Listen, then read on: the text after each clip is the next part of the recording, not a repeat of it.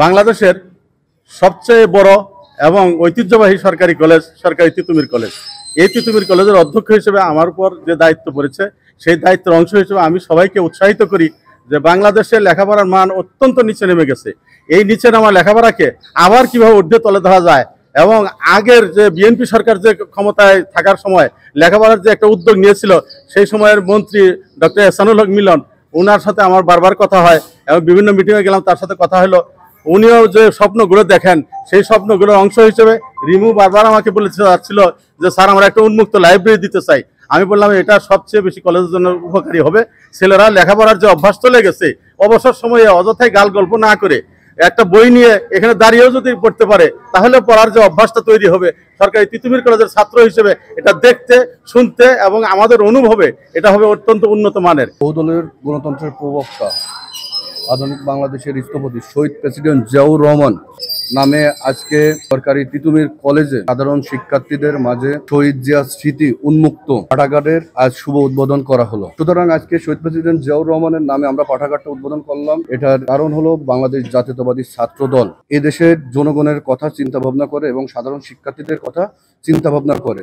ঠিক তারই পরিপ্রেক্ষিতে আমরা, যেহেতু আমাদের দলের প্রতিষ্ঠাতা সে, এই কারণে তার নামে আমরা শহীদ প্রেসিডেন্ট জিয়াউর রহমান নামে পাঠাগারটি উদ্বোধন করা। এবং বাংলাদেশ জাতীয়তাবাদী ছাত্র দল সবসময় সাধারণ শিক্ষার্থীদের পাশে সবসময় ছিল, আছে, ইনশাল্লাহ থাকবে। ছাত্র বান্ধব রাজনীতিটা সবসময় বাংলাদেশ জাতীয়তাবাদী ছাত্র দল এবং আমাদের দল বিএনপি, বাংলাদেশ জাতীয়তাবাদী দল বিএনপি সবসময় জনকল্যাণমুখী রাজনীতিটা করে। কারণ কোথায় মানুষের সুবিধা অসুবিধা থাকে, প্রত্যেকটা সময় প্রত্যেকটা মুহূর্তে আমরা জনকল্যাণমুখী রাজনীতিটা করার চেষ্টা করি। এবং যাতে ভবিষ্যতে যাতে সাধারণ শিক্ষার্থীরা, যেহেতু এটা একটা প্রতিষ্ঠান, আর আমরা হিংসাত্মক রাজনীতি আমরা পছন্দ করি না, আমরা প্রতিযোগিতার রাজনীতি পছন্দ করি। প্রতিযোগিতা এমনই হওয়া উচিত সেখানে ধরেন শিক্ষার্থীদের জন্য আমরা যাতে কাজ করতে পারি।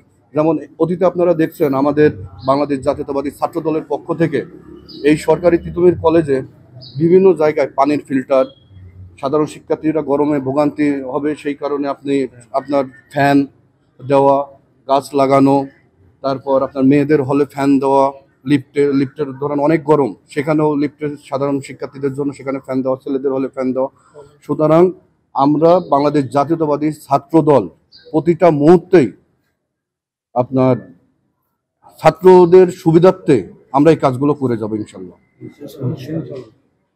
ছাত্রদল সবসময় মেধাভিত্তিক রাজনীতি করে এবং মেধাভিত্তিক মননশীলতা পোষণ করে। আজকের যেই উদ্যোগ, এটা অত্যন্ত মেধাভিত্তিক এবং চমৎকার একটি সিদ্ধান্ত।